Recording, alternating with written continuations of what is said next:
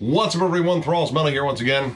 I'm Necrotic Nick, and I have yet another collection update for you. Pretty much since I got COVID, I didn't have anywhere to really go because I was one of the diseased, so I just stayed in and barreled through a lot of fucking music so I could get caught up on all this stuff, and this is another giant batch. This will actually cover stuff that I picked up in Maryland while I was there for MDF, both in record stores and at the fest itself, as well as some stuff that I picked up before the fest, and some stuff that I ordered from Maggot Stomp that arrived pretty much right when I got back. And this will actually be a good mix of new stuff and old stuff. I know like the whole Florida run was a lot of older stuff, and then, well, the next one definitely had some more newer stuff. We're going to continue with the newer stuff here because there's a lot of new releases that I wanted to cover that I didn't get a chance to actually do full-on reviews for. So without further ado, let's get into this. Black Void, Antithesis.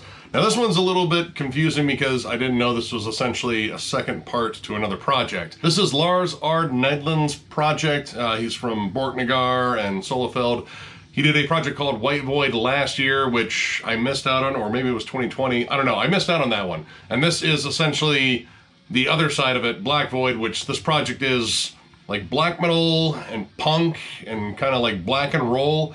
I don't know, it's a very interesting release, and I kind of feel like I needed the White Void side of it to maybe appreciate this one, because this one, I don't know, really didn't grab me very much. This definitely leans heavily on the punk side. There's a lot of like interesting synths, kind of hard rock heaviness. Like it does get like metal heavy on here, but that's definitely more sporadic. Most of it is like punk and hardcore, but there's a lot of like major chordy stuff, so it kind of sounds happy but still blackened. I don't know, it's kind of a weird thing. Like if, you know, Norway had a Warped Tour or something like that, it would still sound, you know, a little cold and a little dark, but it'd still sound a little oddly happy and punky. The production's kind of interesting. It kind of has like almost a more industrial feel in spots. Like the cymbals are very hissy and the drums kind of have like a program sound, but I think they're actually real drums on here. And there's definitely some stuff in here that reminds me a lot of like a band like Shining, not the like more atmospheric black metal Shining, but the blackened jazz Shining. It's kind of oddly poppy. In fact, the opening riff to Reject Everything kind of sounds like Sponge's Plowed. Like it kind of has almost that same sort of melody to it, but it does change later on. I don't know, it's just sort of a weird release. It feels a little manic, kind of goofy in some spots, and honestly the songs are a bit long for the style, because you think punk, a little bit more condensed, a little bit more just fast, like let's keep it about 2 minutes 30 seconds at the longest, and a lot of these songs are like over 4 minutes. They kind of feel like they go on too long. There are some solid riffs on here, especially on Dadaist Disgust. I don't know if I know that word, but it's a solid song. It's got some really nice riffs, probably one of the heavier songs on here, but all in all, it's just sort of an odd album, and I don't feel like I can fully like digest it unless I hear the companion album, I guess. I don't know.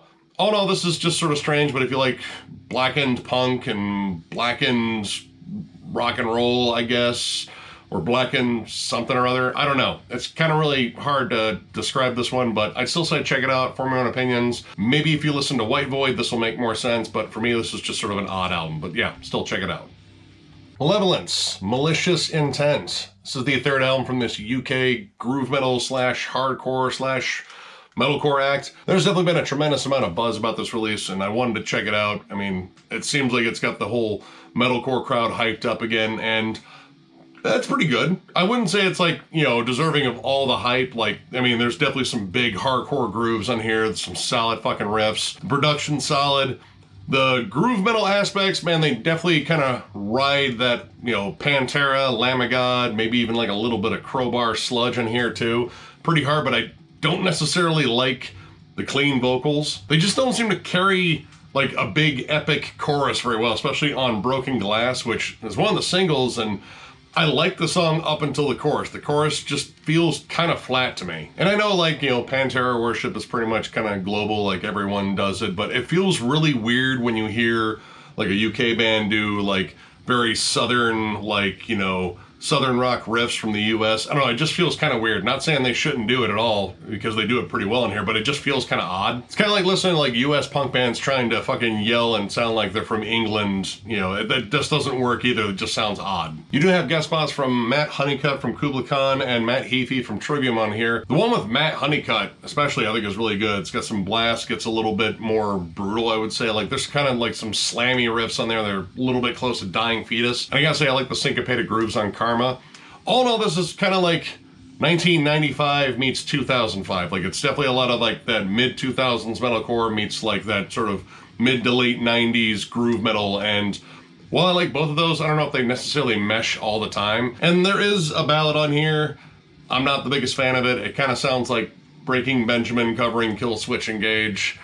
I don't know, like that one definitely was a lull in the album, but all in all, this is a pretty decent album. I don't think it lives up to all the hype that's out there, but it's still good. So I'm not necessarily saying it's bad. It's just not all of it was for me, but when it was really good, it was really good. And then when it wasn't, it was just like, it's okay. Still, I recommend checking it out, form your own opinions.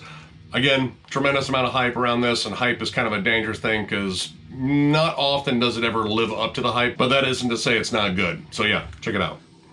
All right, we got a pair from Dio here. Told you there'd be some old stuff in here. So this is his third album, Sacred Heart, and this is his sixth album, Strange Highways, and they could not be any more different. Now going into this, I figured I would gravitate more towards the classic stuff versus, you know, some of the more 90s stuff, because this came out in 93 versus this coming out in 1985, and I absolutely loved the first two Dio albums. But honestly, kind of end up liking this one more. Now this one still has all that 80s Dio charm, except I think this was where really started to kind of grab at more commercial songs.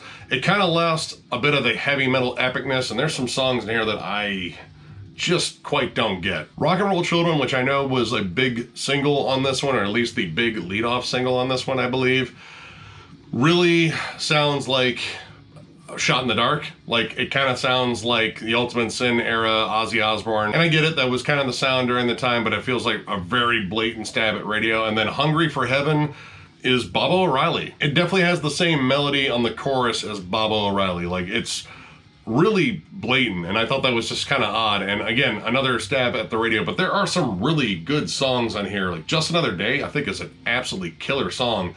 And I really love the opening track, King of Rock and Roll. That's a fucking ass whooper. But the tone on this is uneven. It's that classic Dio sound mixed with like 80s pop, and this was sort of a transitional album, I guess. Like they were trying different things.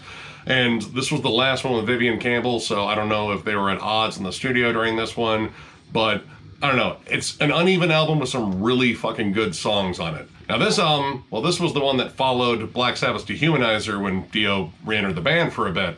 And this is a worthy successor to that album, I think. This is heavier, darker Dio. Now this one he had Tracy G on guitars and Jeff Pilson on bass from Dokken, and this is almost more doom metal in spots, especially the title track. Holy shit, that song's fucking heavy. The whole vibe of this album is much more dark and sinister. There's a more of a gravelly approach to Dio's vocals, and he sounds fucking amazing on here. The solos are more wild and shreddy, the riffs are way heavier and again more doomy sounding. And while this doesn't open up the best, like I think the first two tracks are just okay, Jesus, Marrying the Holy Ghost, and Firehead.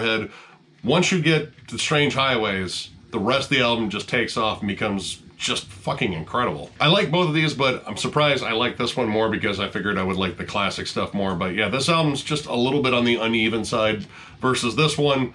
Didn't get off to like the greatest start, but when it got going, holy shit. This might be one of my favorite Dio albums now. So if you've not checked out either one of these, I definitely recommend this one. I still recommend this one because it has some really great songs. It's just, I don't know, some of the other songs in there are just a little odd. Again, you know, major label pressures possibly, and trying to stay current, and changing of times, all that shit. Trends only last for so long. You gotta keep up with them or you get relegated to the used bin, which is kind of ironic because that's where I found both of these.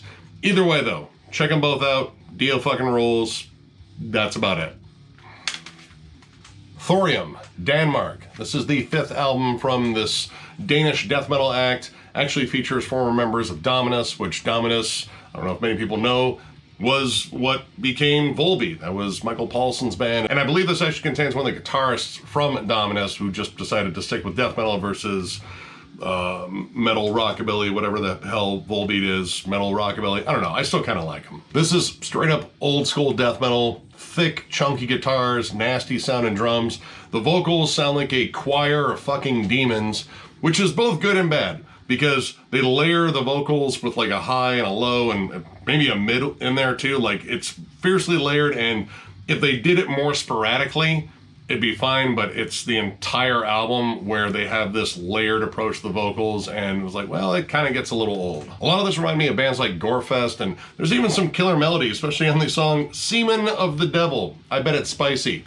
Anyway, really great closing melodies on that, and just has this really nice hook to it. But the way they do melody is really cool because it doesn't traipse into melodic death metal territory. It's still brutal, it's still very old school, but it has hooks, and it refrains from any sort of melodic death metal trope, so you don't get like clean vocals and a chorus or really anything like that. It stays brutal throughout, and I really like that. Now, they did include an actual Dominus cover, I believe the last track, Into the Gods, and I need to eventually get that album. I know Metal Ben has it. I need to fucking find it because I've jammed it on YouTube, and holy shit, dude, Michael Paulson has some fucking death metal cred. But anyway, the cover they do is fucking fantastic. I absolutely loved it. This is a solid fucking album. Like, this is just straight up old school death metal with some solid fucking hooks. Pretty sure if you like death metal in general, you'll probably dig this one.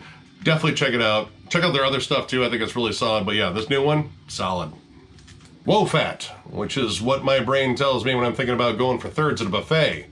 The Singularity. This is the 7th album from this Dallas-based psychedelic doom stoner metal. I don't know, this is sort of a sprawling, wide-open stoner jam of an album that clocks about 75 minutes, but honestly flows fucking beautifully. This is actually the first time I've ever jammed an entire Woefat album. I've jammed individual tracks in the past and was like, I should pick that up. And then, like always, I'm distracted by something else that I end up picking up. Well, I finally picked up one, and this is awesome, and I'm definitely gonna get more. The songs are long, they're very jammy. Like, a lot of this just has like a jam factor, like let's just keep going and see where the song takes us.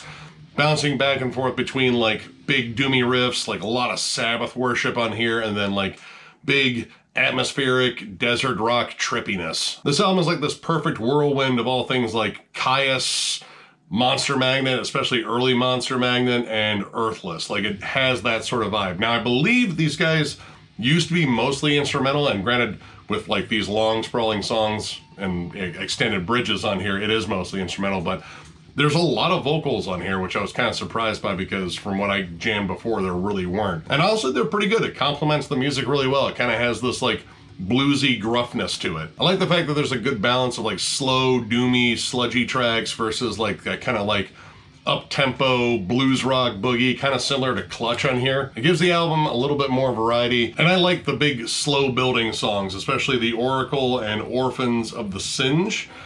Amazing song building in terms of just like building the mood and getting right down to some flat out catchy riffs. There's even some cool extra percussion in here. I don't know, this album is just flat out fun to listen to. And again, for 75 minutes, I felt like this kind of flew by because I was so into it. Like, I was just fucking grooving listening to this. So like I said, obviously I like it because I said I need more and I definitely want to get more. But yeah, this is really fucking good. The more I jam it, the more it could be a year ender. I don't know. I can't call that yet. We're only at the halfway point, really. But this is fucking fantastic. If you're a fan of any of the bands I mentioned, plus like throw in like Truck Fighters and Monolord and shit like that, definitely check this out. This is a fucking sweet stoner metal, stoner doom, psychedelic doom, whatever the hell you want to call it. It's a fucking journey of an album, and it was a lot of fun to listen to, so check it out. Abysmalist, Vile Possession. This is the debut full-length from this California-based death metal act, features members of Primal Rite and Unearnment, and much like Unearnment, this is also on Maggot Stomp, and this is just some nasty old school death metal. Has a good horror synth start, which usually lures me in, but goes right into like a balance of like old school Autopsy and like some Incantation, Death Doom in there. Pretty solid stuff. Like, it pretty much doesn't deviate much from the formula of old school death metal. It sticks to the bands it kind of worships, but I think it gets a little too close in some tracks, like The Redeemer. That main riff on The Redeemer sounds like a very, very blatant nod to Carcass's Corporeal Jigsaw Quandary. Like, the chord progression sounds almost the same, and even the vocal cadence that follows along, granted it's much deeper than Jeff Walker's raspy snarl, pretty damn close. Now it does break up the mood a little bit with Therapeutic Exhumanation, which has some like more thrashy section to it. But overall, this is just like kind of straightforward, old school death metal. Not a lot of frills. Maybe they play a little bit close to some of their influences, but all in all, it's pretty good. The last track, The Change, I thought was kind of odd. It feels like a really long outro. Like just the way it's built, because it takes a long time to build up and there's like a lot more like ambience to it, and it doesn't necessarily like close the album the best. But overall, it didn't really hamper the album too much. I think this is a pretty decent release. Again, there's a lot of old school death metal out there and there's a lot of really good ones, and I still think this is really good. It's just, again, some of it hit a little too close to what I believe are the influences on here. But this is just their first release. Who knows what's coming in the future? I will definitely listen to more because overall I did like this. So yeah, if you like old school death metal, and yeah, old school death metal, that's pretty much it. Yeah, definitely check this out. Baest Justitia EP. So the second EP from this Danish death metal band. Fucking flat out bloodbath worship. We've covered them a lot on this channel because they're fucking awesome, so I was really stoked for this one. And this is kind of a continuation of what they did on Necrosapiens, especially in terms of style, dynamics, songwriting. The songs are bigger, more lavish. They're not just bloodbath worship / entomb worship / dismember worship. They're really starting to kind of come into their own, including more influences, groove metal, a little bit of thrash metal, and holy shit, this is really good. Actually features 2 guests on here. Svenko from Aborted is on the title track, and a bittersweet one. Trevor from Black Dahlia Murder is on the song Gargoyles, which this might be one of his last vocal performances ever, so this was kind of bittersweet listening to it because God, he fucking kills it. Missing Trevor especially a lot here lately. We saw the tribute shirt that came out and I ordered one, so get ready to see that in a video too. And again, rest in peace, Trevor. But this is such a fantastic EP. The riff work on here is so fucking tight, and I love how fun the riffs are. Like, they're not just sort of bare bones, old school death metal riffs. They throw on cool little tags in the end, fun harmonies, really good solos. The ending riff to the song Ecclesia, one of the catchiest things I think they've ever written. And they do it without trying to be like more accessible. The fucking guttural vocals on here by their frontman are still as Ackerfeltian as we wish Ackerfeld could still do. I love how you can understand every word he says, but Jesus Christ, they sound brutal as fuck. I loved all the originals on here, and they throw on a cover of Entombed AD's Second to None, which honestly I think is one of the catchiest riffs that was ever written for the whole Entombed AD run. And there's an instrumental version of Genesis off of Necrosapiens, which was really cool because I was singing along to where the vocals would be when I was listening to it down here, and it was a lot of fun. I didn't sound as good as him, that's for damn sure. But it was kind of cool hearing the riffs behind the vocals, because honestly I focus on the vocals a lot on that song because they're so fucking good. But yeah, honestly, so far this band has not missed in my book. Everything they've released has been so fucking good, and I'm always excited to hear more from this band. So needless to say, I was fucking really excited about this, and I had a hunch this would be like one of my favorite EPs of the year, and it has a damn good chance of being it. Though there are a lot of killer EPs, this one may have already had a holding place on it because I knew it was going to be good. Well, that and they threw out a lot of singles, and I kind of had a hunch this was going to be awesome. So yeah, if you have not jammed Baest, jam any of their shit, honestly, because I think it's all good. The first 2 are definitely a little bit more along the lines of straight up bloodbath worship, but I think they're kind of growing in their own, but still including that sound. But just jam anything by this band because they're fucking awesome. But yeah, this new EP fucking rules, and if you have not checked it out, holy shit, check it out. Cancer Bats, Psychic Jailbreak. This is the 7th album overall from this Canadian hardcore / sludge metal act. They do a really good job blending those two, and it's kind of interesting.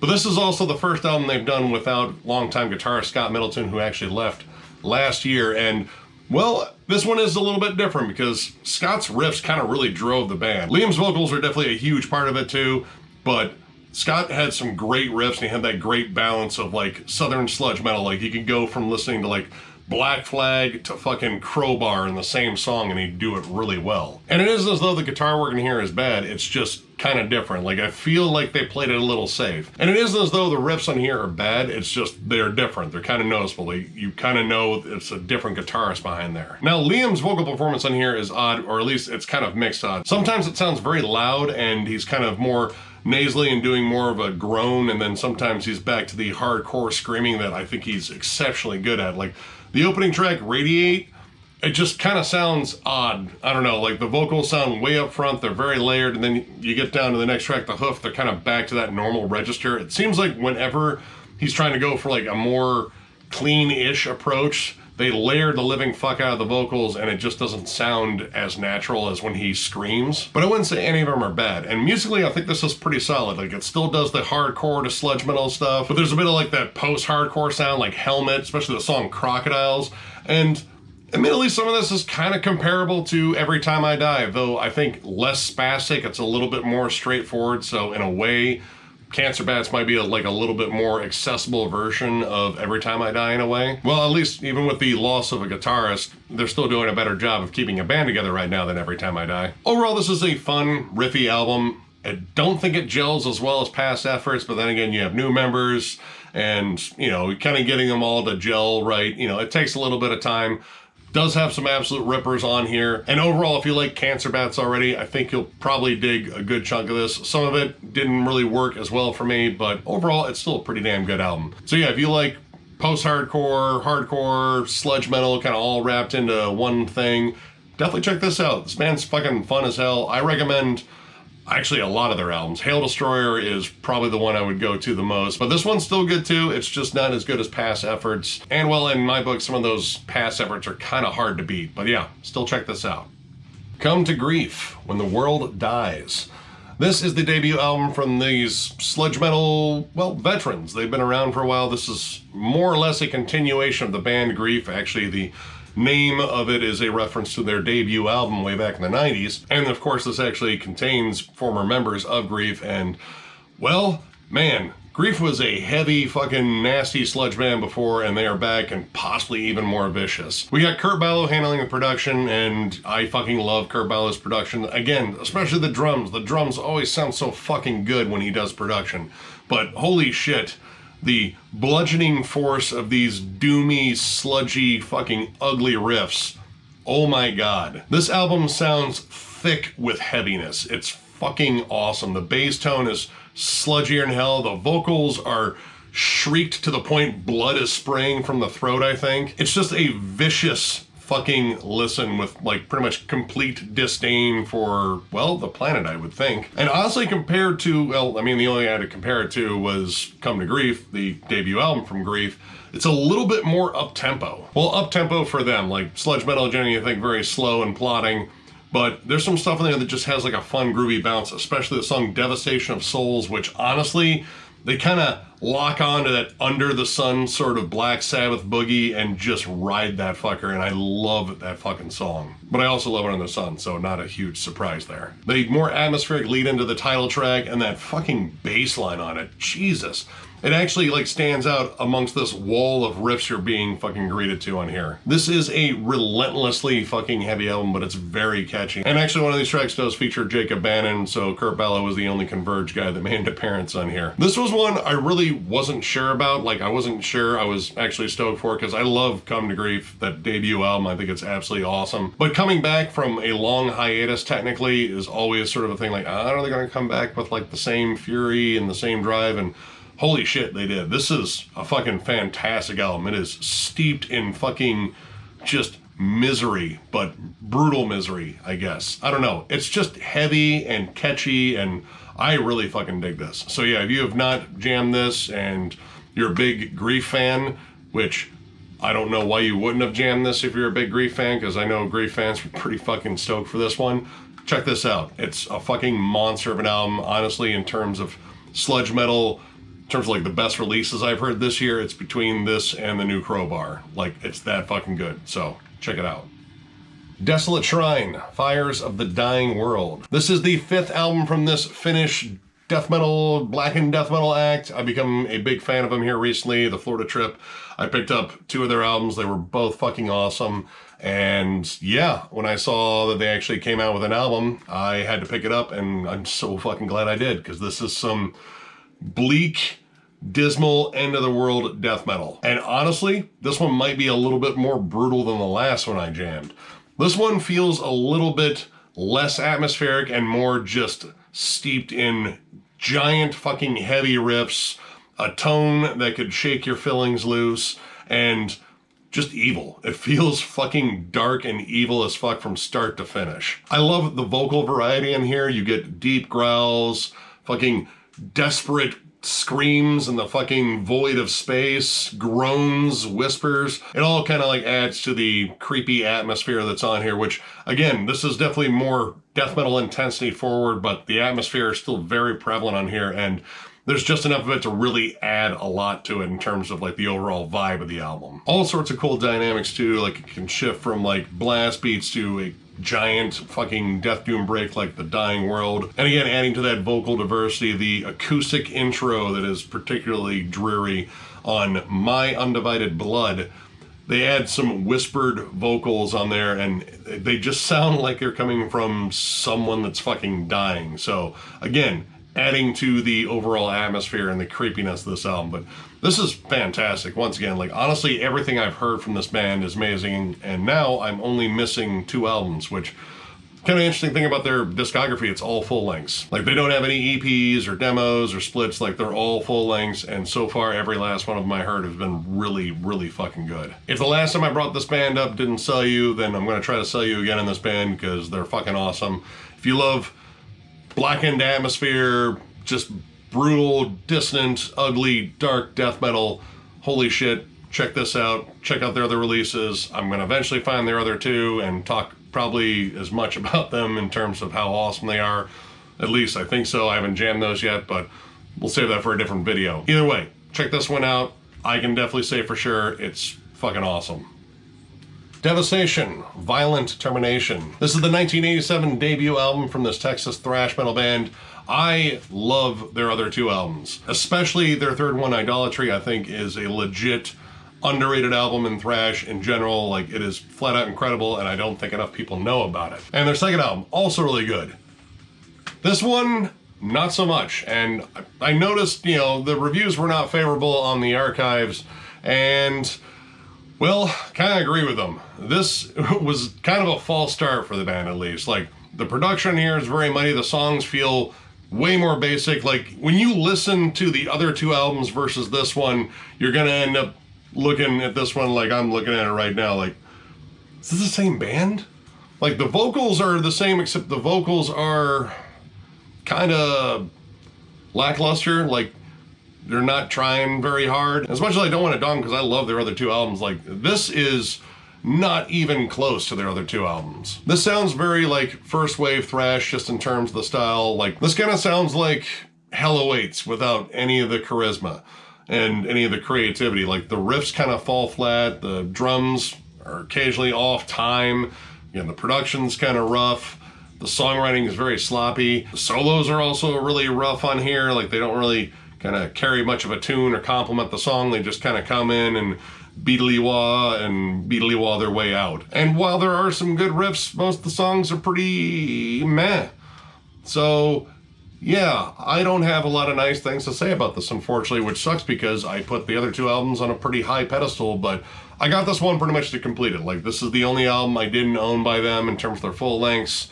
Now I own them all, and well, this is kind of the redheaded stepchild of the 3. Yeah, I don't like it. I really wish I had positive things to say about this, but this album really wasn't very good. Now, this does include some live tracks from 1991, which actually sounded pretty good, mainly because they were playing songs from albums I liked.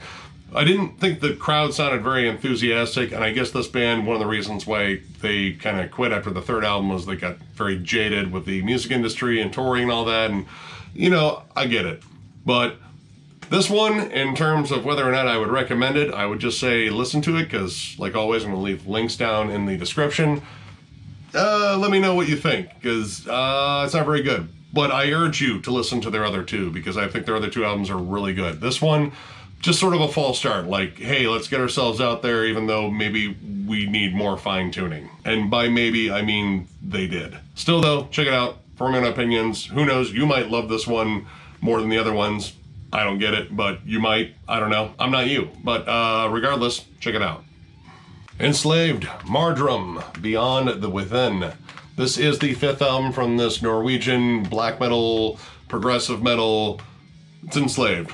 They're pretty much their own fucking thing, and I think this is where they really came into it. This came out in 2000, and honestly, I've been saying I have all of Enslaved's full lengths for a while, and I had totally forgot about this one because I thought I owned it. And then when Metal Madness did his Enslaved deep dive and I saw this one come up, I was like, wait a minute, do I have that one?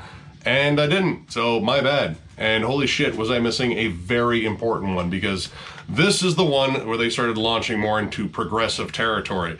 And this album is sort of batshit crazy because they just fucking went for it. Like the opening track, which, oh, I can't say that, is incredible. It's a 10-minute song that spans multiple genres, progressive metal. There's even like some death metal and death metal vocals on it. Straight up black metal, very interesting like breakdowns that are surprisingly brutal for a band that, you know, Enslaved's heavy, but I really never call them brutal. There's some flat out brutal shit on here. But coming off of like, you know, albums like Frost and Eld, where they were definitely more straightforward black metal, hearing this and hearing like the wild time signature changes and intricate songwriting like that is just beyond like the tremolos and blasts and such.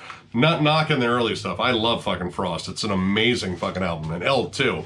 But this is kind of on another level, and while it's not as polished as like later albums in terms of their sound, because I think they've only gotten better with age, like their run of albums pretty much since, God, I would say Below the Lights has been absolutely incredible. But this one and Monumentation, the one that followed it, definitely brought in all this progginess, and part of me thinks they didn't quite know what to do with it yet, but they were still very young, because I keep forgetting this band started when, like, I want to say Grutle was 17 and Ivar was 13. But yeah, for such a young band to take on such a huge change in style and do it really well is incredible. This is a fantastic release. I do have some issues with, well, namely like the production, like the first part of Ormgard.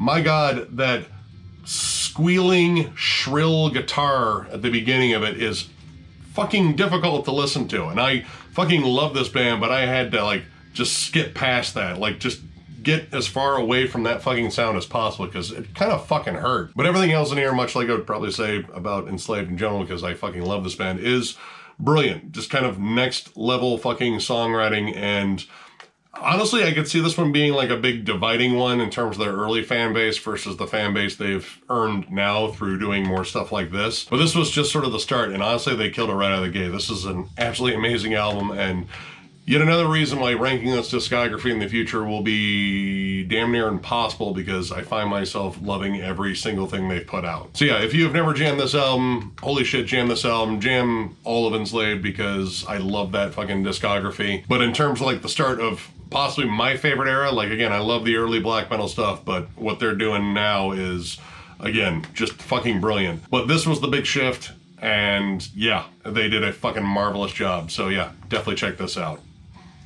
Haunter, Discarnate Ails. This is the third album from this Texas black and death metal act. Actually, looking this up on archives, I was a little surprised to see that this band used to be a screamo band. That seems almost impossible given how fucking heavy and dark and twisted this is. Like, this is some really killer black and death metal. Only 3 tracks. They're all on the long side, 2 of them over 10 minutes, but holy shit, these guys can fucking write.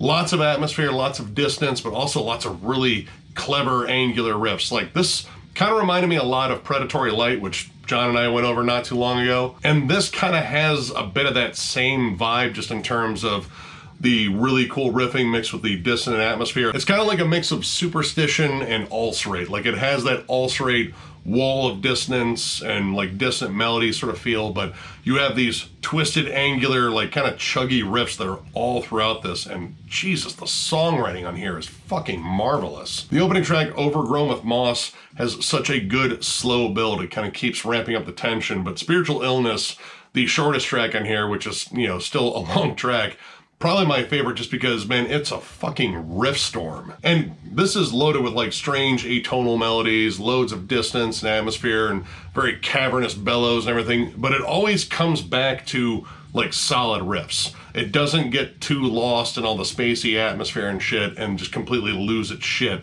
It comes back and anchors you with like solid riffs left and right. And like I said, every track in here, all 3 of them, but it's like a half an hour of music, fucking whoop ass. I've seen a couple of other YouTubers pretty high on this. I think the Forge Master guys were talking about this one pretty highly, and you guys were right. This is fucking fantastic. But it's also on Profound Lore, which there's a good chance that I would have liked it anyway, because I like most of the shit that comes off that label. This batch in particular, I found a lot of stuff that it could be potential year-end stuff. So yeah, there was a lot of killer stuff I'm going over, like, man, that's shit, man. This year-end thing, already tough at the halfway point. Strongly recommend this. Check it out. Again, riff a minute, loads of atmosphere. It just fucking kills at pretty much every moment on this album. So yeah, check it out. Infestment, Evulsion of Mortal Birth. This is the debut full-length from this one-man death metal act. Came out this year on Maggot Stomp Records. And this is all helmed by Justin Stubbs of Incomphination and Father Befouled fame. And this is more of like his early Cannibal Corpse worship. And, it's not very good. I really didn't want to like open up like that, but honestly, that is kind of the main thing on here. Like, it definitely has the old school death metal vibe. Production's very, very rough. Like, the vocals are buried in here. That's one thing I noticed right away. And it's odd because the song was going on for a while. I believe the opening track, Skeletonized Salvation. And it took me a while to notice there were actually vocals there. They were buried very far back in the mix, and he has low vocals to begin with because that's kind of Father Befouled's thing and kind of Incompination's thing too. But that was definitely a big issue. And then as this album went on, these songs don't sound like complete songs. They sound like ideas that they're kind of ramshackled through because it's kind of sloppy. Like, sometimes the drums are out of time and the riffs are very indistinct. Like, every now and then you get a good chuggy groove or like a blast beat section with a nice riff over it. But for the most part, man, it just sounds like he's kind of hitting anything on the drums. And I don't know if Justin Stubbs plays a lot of drums, but this sounds very rough and it sounds very hurried. But the thing is, he put out 2 demos, which are also included on here, the Human Altar EP and the Maggots in Your Brain demo. And both of those sound at least a little bit better, or at least like mixed more properly and maybe a little bit more thought out than the actual full length here. In terms of like songwriting too, like a lot of this just feels incomplete. Like, there's some solid riffs on here, like Reeking Viscera, Verminous Offerings have some good riffs on here. But again, short songs. I don't think there's a song on here over the 2-minute and 30 mark. And again, they kind of just blitz through and they just come across as just, I don't know, like incomplete, like there are still demos and there still needs to be some stuff ironed out. Like, I like the raw intensity of everything, but intensity is not enough if it doesn't have any hooks, and this is definitely missing a lot of hooks. And what sucks is I like Justin Stubbs. Like, dude, Father Befouled is a fucking sick band, and I really like Incomphination too. And granted, yeah, I do harp on them a little bit for being kind of incantation worship, but shit, that's an awesome band to fucking worship. This, however, just does not gel very well. It's just sort of a rough listen, and I was kind of struggling to make my way through this. And I think this was maybe like a little bit over a half an hour, but man, like, I really didn't find much I liked in here, which is sad. This is one where I just know with more time, I think this could have been a lot better, because again, I think Justin Stubbs is a solid musician, but yeah, this one definitely missed the mark.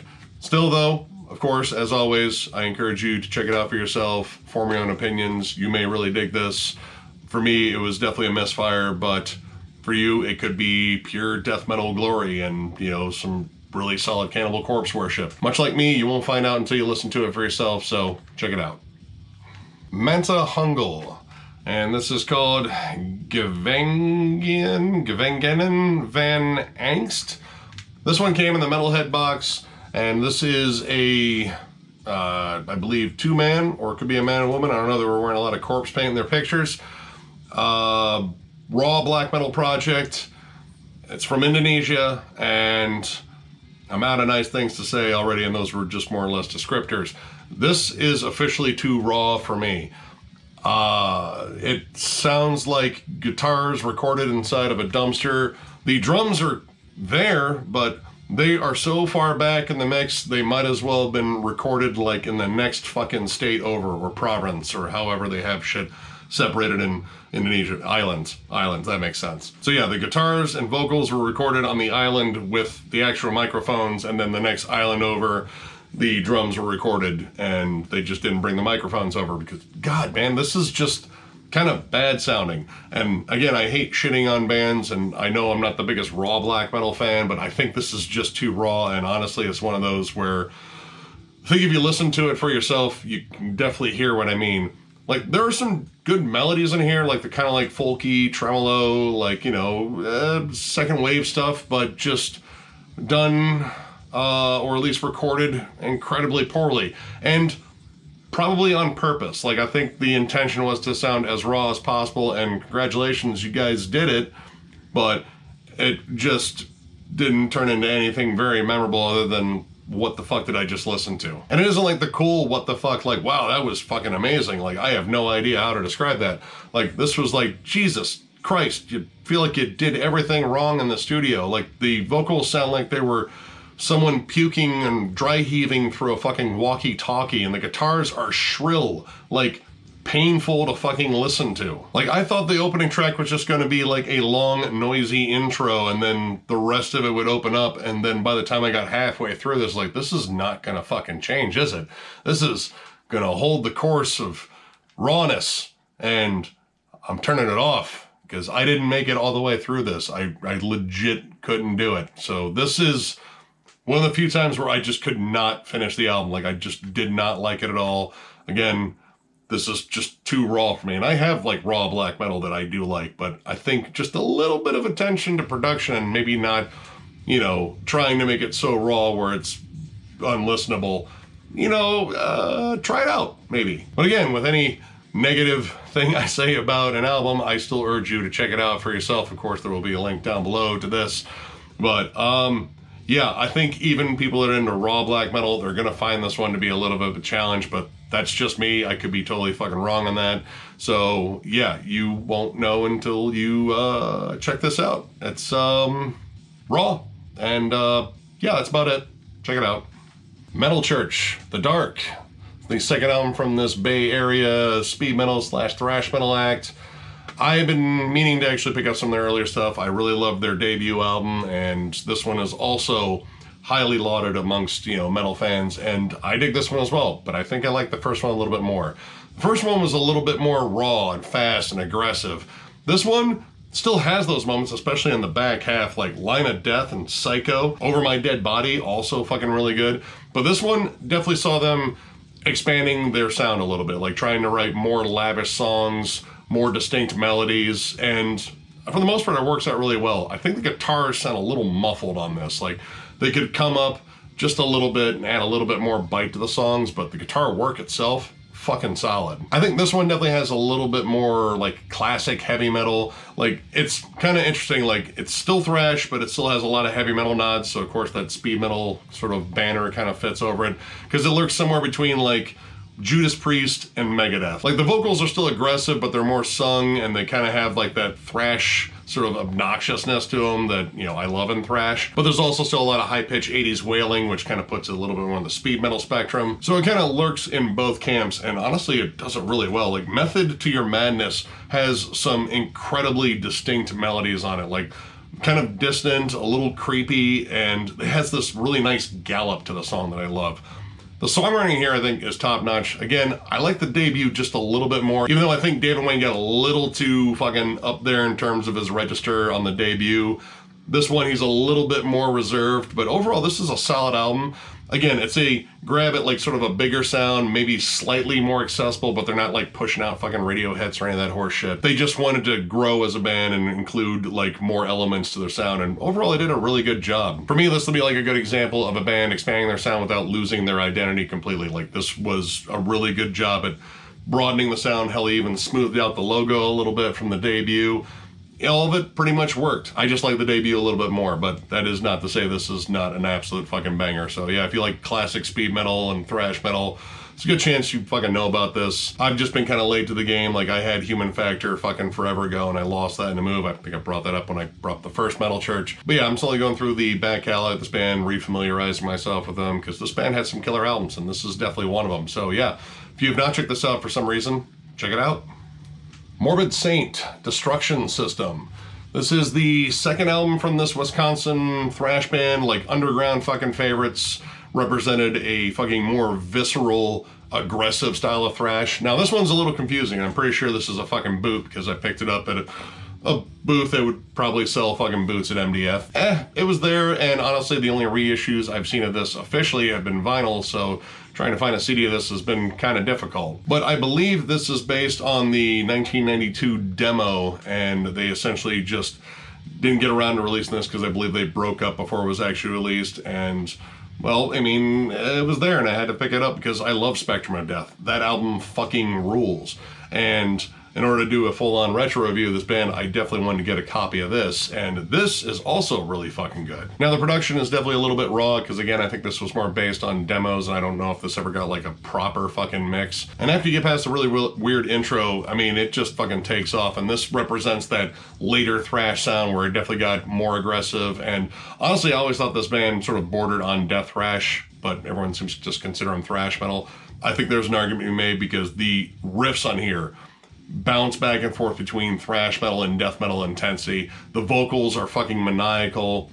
And this one is a little bit more groove-centric than Spectrum of Death, but pretty much matching it in overall heaviness. There's even some gang vocals on here, which kind of adds the more aggro feel of like early 90s thrash. Again, kind of like competing with death metal in terms of like the heaviness. Now this does include 2 extra tracks, which honestly I couldn't find where they came from. Dying Day and Life's Blood, and you can tell they're different. Like, they might be newer tracks. I don't know, because this band is actually reformed. I think they got back together in like 2010, 2012, somewhere in there. So those might be new tracks, but again, I'm pretty sure this is a fucking boot, so they're not saying. You can just definitely tell that it was a different recording session, at least. But either way, this is fucking awesome. This is definitely a worthy follow-up to Spectrum of Death, which it's not as good, but few things are, because I think that is just a fucking badass album. This is still really fucking good, and now that I have this one, I wouldn't mind doing a retro review of this band because this band fucking rips. So yeah, if this does get an official like reprint on CD and probably a remaster, I will definitely pick it up as well, but I just wanted a copy at least as a placeholder for now. I know, boots are bad, but this was available, and this probably isn't the only boot in the fucking stack here, but yeah. Check this one out. It's a fucking awesome album. I know it's streaming on YouTube, and there will be a link down below. Incredible stuff. Check it out. Mortician, House by the Cemetery EP. This is the first EP from this legendary fucking brutal death metal band. It's fucking Mortician. This is the Relapse Records reissue with the bonus tracks, and as I said, it's Mortician. It's 1/3 horror movie samples, 2/3 fucking brutality. This EP does not give a fuck about anything, especially your eardrums. Will's bass tone on here is fucking ridiculous and actually kind of even overpowers Roger's fucking guitars. These songs are quick and brutal and loaded with grindhouse movie samplers, especially Driller Killer, which contains an entire fucking kill from, God, was it Slumber Party Massacre or Sorority House Massacre? I get those two fucking confused. Either way, Driller Killer. Fucking cool death at the beginning. The guy trying to fucking talk to the dude that has a drill like right in front of him, like, oh, this guy won't fucking hurt me. And then he gets fucking drilled to death. Who saw that coming? But yeah, I love Mortician. It's, you know, simple, brutal, effective. Been listening to him since Darkest Day of Horror. That was the first one I ever picked up, and I was like, I just like this fucking band. Now with this Relapse edition, you get some bonus stuff like Procreation of the Wicked, you know, originally done by Celtic Frost, and a cool cover of Napalm Death's Scum, which I believe on one of those, Roger throws in some like Demilich level gurgles as backup vocals, and they're very effective.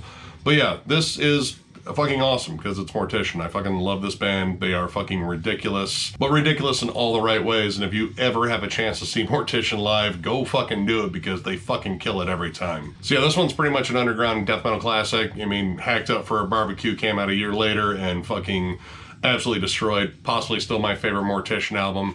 But yeah, this absolutely badass start for these guys in terms of EPs. So yeah, if you've never checked this out, just check out some fucking Mortician. Mortician's just fucking gory fucking fun. So yeah, check it out. Rottrevore Iniquitous.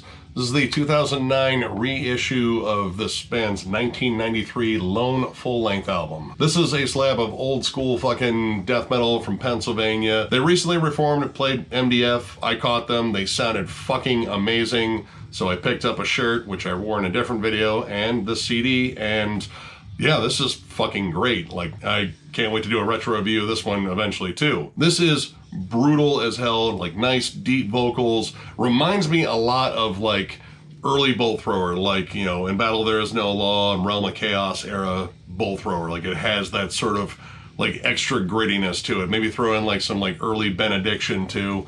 Lots of groove. I fucking love the drum performance on here. The drum performance I think is absolutely fantastic, and this is just riff after riff, and for as brutal as it is, super catchy. Especially the song Conspiracize. I absolutely love the fucking riffs on that one, but I ended up loving this entire fucking album. Great vocals, great leads, like it pretty much just encapsulates everything I love about old school death metal. And it's just a little bit more brutal than, say, like the stuff that preceded it in like the earlier 90s and late 80s. Like it kind of has like a little bit of like the extra gurgle to it like you would hear in bands like Suffocation or Broken Hope. And I have to say I was a little surprised that a lot of this is very politically themed. Like you look at the album cover, you look at the band's name, you don't think politics. You think, oh, they're gonna talk about like Satan and fucking zombies and shit. And like, no, this is actually like socially fucking aware lyrics and such, albeit, you know, gurgled. So you kind of lose a little bit unless you actually look at the lyrics, and I was like, well, these are actually pretty solid lyrics. Now, this reissue actually contains some bonus tracks, a 1992 performance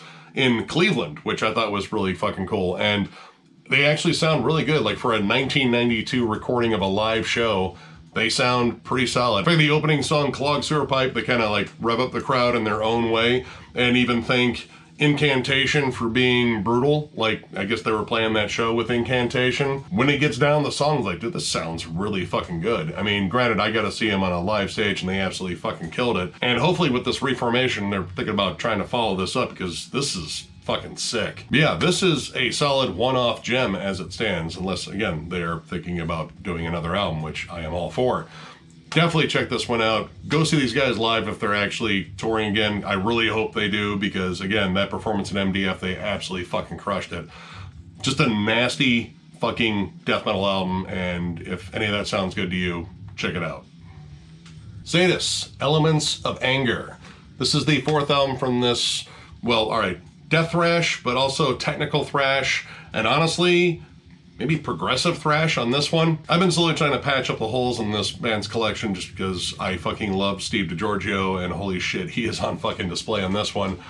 But this band was absolutely awesome and very underrated, and this album, I think, might be the most underrated one they did, because this kind of broke out of their formula of death thrash and kind of just went for like a progressive album. This is a very strange album when you compare it to their other stuff that preceded it. This is way more groovy, way more intricate, but like slowed down so you can really hear like all the individual like instrumentation. Again, especially Steve DiGiorgio, he fucking kills it on here. Like the bass line on the song Unreality is almost kind of like progressive thrash Primus. Like I just love that interesting bass line on there. It's like a little bit funky and then kind of weaves its way into a very different album for this band. This might be a little bit more comparable to like, Coroner, Mental Vortex. There's a lot of like really interesting melodies. There's cool like synths in here peppered in, and again, the song structure, way more progressive, and it just has this very different vibe to it.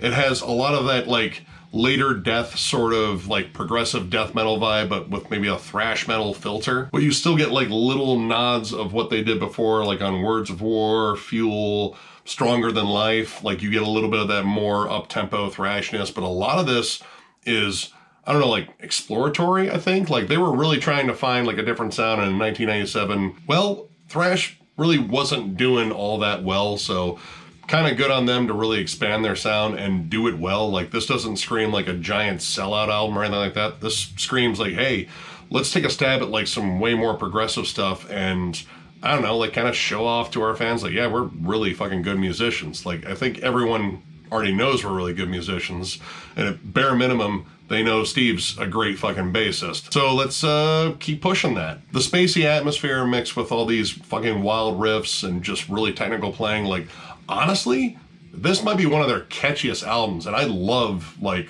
all that early Sadus stuff. Like, I love how hyper aggressive it is. But this is just hooky, but in a very different way. Super glad I picked this up because honestly, I kind of overlooked this one, like, because there's a lot of mixed reviews out there, again, because of big change in sound. So some people really didn't like it. They kind of wanted the old sound again. I really found nothing wrong with this. Like, I thought this was a really awesome listen. Again, I'm a big Coroner fan, and this definitely reminds me a lot of Coroner, so that probably helped. But holy shit, really good underrated gem here, which I might bring up again, like, you know, a while from now in terms of like an underrated album thing. But yeah, great fucking album. If you've never jammed this, know that it is very different than a lot of early Sadus, and I think the album that followed this was not very good. I've only heard a couple tracks from it, and I don't know if I actually want it, but I might still get it just to sort of complete the circuit. But yeah, this one, really good. Very different, again, but really good. So yeah, check it out. Whiplash. We have a compilation here of their first two albums, Power and Pain and Ticket to Mayhem. Power and Pain came out in 86, Ticket to Mayhem came out in 87. This is a New Jersey-based thrash act. They're still around, and this is a band I've been meaning to get into just because I've heard so many people bring this band up, like, holy shit, this is like great old school thrash. And to those people, you're fucking right. I absolutely love the debut. The debut is fucking straightforward, no bullshit thrash. It is aggressive from start to finish. I love the riffs. The guitar tone is fucking snarling on this thing. Granted, coming out in 86 and sounding like it came out in like 83, yeah, you could say it sounded a little bit dated, but it made up for everything in the aggression. The aggression department was off the fucking wall. Most of these songs are fucking flying, and there's this sort of snarling attitude to fucking every track. I mean, the first track's called Stage Dive. And yeah, it kind of feels like a stage dive into a fucking mosh pit. And then the rest of the album is you getting the shit kicked out of you in the mosh pit. So only fitting. Pretty much runs like, you know, Show No Mercy, Bonded by Blood. Kind of one gear, but fuck it. That's a fun gear. Keep rolling. And then Ticket to Mayhem was definitely like a bigger sounding album. Like they wanted to be a little bit more lavish. It's got kind of a dumb intro and outro, which the outro and intro are kind of the same fucking noise, like it's planes and bombs and explosions. Like, I get it, the 80s, Cold War, all that shit. But the songs themselves, you could definitely hear they were trying to expand their sound, get a little bit more technical. There's a little bit more variety to the songs. Sometimes that pays off, sometimes it doesn't though. Spiral of Violence, I think, is a really well-written song with a lot more dynamics than pretty much anything you'd hear on the first album. They experiment more with melody on there. There's more clean playing, and I think it's just like a really cool, well-written song. But then you have Last Nail in the Coffin, which feels like a half-hearted attempt at a ballad or like a dirge or something. Like it's just kind of constructed very oddly. It kind of gets heavy around like the middle of it, and then it kind of, I don't know, the peaks and valleys are just kind of weird in there, and it doesn't gel very well. It was cool to like hear them put like a little bit more depth to their songs, but again, kind of mixed results. And honestly, they were pretty much at their best when they were like just fucking flying on there. Like Drowning in Torment and Burning of Atlanta. Holy shit, man. Those songs are fucking rippers.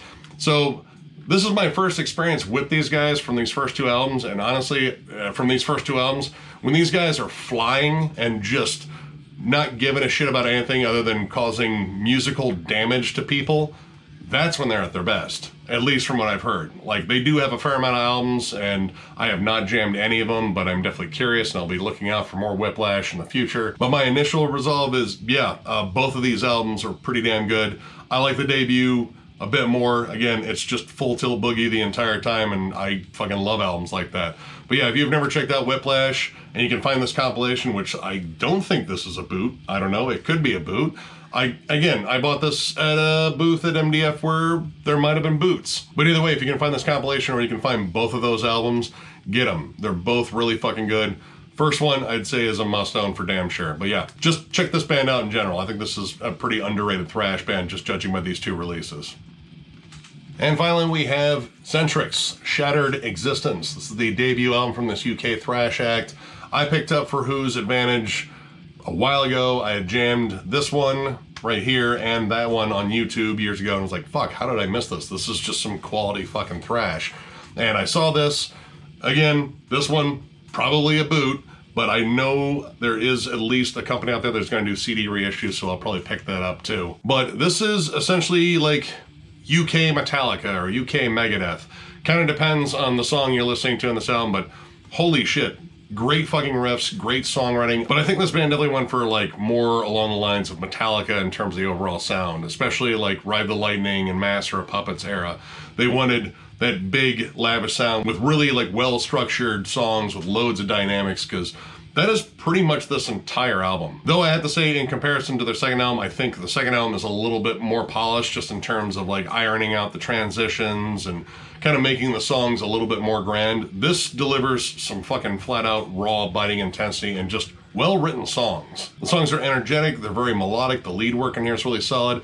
I guess maybe the thing that's kind of a knock on it is this came out in 1989, and if this had come out like 3 or 4 years earlier, again, one of those thrash bands that I think just came out a little bit late, I think this probably would have taken off a lot more. Because while this is really good, it does kind of sound dated for the time, especially when you look at stuff that was coming out in 89, how much like heavier some stuff was getting, or, you know, we're getting close to that point where fucking Metallica would just sell the fuck out and make one of the biggest albums ever, and then everyone would kind of try to follow suit, and the pretty dicey era there. But this isn't that. This is just well-constructed, very dynamic thrash metal. I do have to say, the vocals can be kind of hit or miss. Like, you can definitely tell the frontman was going for like that gruff James Hetfield delivery, like trying to carry a tune but also still sounding harsh at the same time, and you kind of get some mixed results. And then for some odd reason, the last track, Heaven Sent, which that's C-E-N-T, he kind of decides to sound like Dave Mustaine. I mean, you can like both Megadeth and Metallica, you're allowed, but sounding like James Hetfield and Dave Mustaine on the same album just seems kind of weird. Most of the time I think the vocals are alright, it's just sometimes they just don't seem to match the melody behind it. Overall though, this is a fucking killer debut. Like, I really don't have many complaints with it, and honestly it was really great to hear them come back. They put out an album in 2019 that Shred and I went over, and it was pretty solid. So honestly, I'm hoping to hear more from them, and I'll definitely be hunting down the official remaster of this, because this is not remastered. This is just a straight boot of the old one, and it definitely sounds a little muffled, though the production on here, not bad. It just sounds, you know, very compressed, and it could definitely use a remaster. So yeah, I'll be hunting that down. But yeah, solid album. Strongly recommend the second one too. Like, if you can find that one, which I do have an OG copy of, go get it. It's fucking incredible too. But yeah, Centrix, killer thrash, definitely check it out. Alright, that knocks out another one that covers pretty much all the shit now that I bought at MDF. Now you know kind of how much money I spent there with all the fucking shirts and shit. But the next one, again, more random pickups, and probably a lot of stuff from Jacob, the Upside Down Church. Sent me that cool care package, so I'm getting ready to go through all that stuff, and there was a lot of pretty badass looking shit in there. So as for other stuff going on the channel, Pantera ranking, we're trying to figure out when we're going to get together for that one. And let's see, more reviews coming, of course. Eventually, when I get caught up on all these collection updates, when I get some underrated albums videos done, because I haven't done one of those in a while, and I had one like about half finished, and then I got back from Florida. I was like, fuck, I bought a lot of shit. I better get cracking on this stuff. And of course, we have other stuff we're thinking about doing, different topics for debates, and you know, different just sorts of videos and such, getting What's John Jammin' rolling again. So yeah, plenty of stuff in the works. So if you enjoyed this video, give it a thumbs up, and if you are new to the channel, subscribe, because we do stuff like this all the time. We are also on Patreon. If you would like to help us out there, there'll be a link down below. At some point, we are going to pretty much go through that whole post of Ask Us Anything. If you haven't had a chance, patrons, ask us a weird question, put it on that post, and we will do a video about it and probably have some laughs courtesy of it. There's also a link down there at thrallsmetal.com where you get one of our kick-ass shirts, and of course Denver Death Fest. I don't know when you'll be seeing this, so I don't know how soon announcements will be made in terms of lineups, but we are going to be going through all the submissions and figuring out who is going to be on this Death Fest. This will take place September 30th through October 2nd in Denver, Colorado, because duh. And we're looking forward to seeing a bunch of death metal bands. And of course you guys, if you guys show up. So if you see us there, come by, say hi. Tell us you can't believe we didn't rate an album higher for some reason. I don't know. Just have a conversation with us, have a beer with us, and yeah, let's just bullshit about metal. As always, thank you guys so much for liking, subscribing, commenting, all that stuff. I pretty much have been, you know, stuck here in my house for, God, the last 7, 8 days? Fuck. I don't know. It'll be more days by the time you see this, but I'm pretty much on the mend now. COVID sucks. Yeah, don't get it if you have the option. If you do get it, well, I hope the best for you. But honestly, staying here, going through music and talking to you guys in the comments, that was at least a great way to kind of let the time pass by in a positive way. So as always, thank you all so much for watching, and we will catch you later.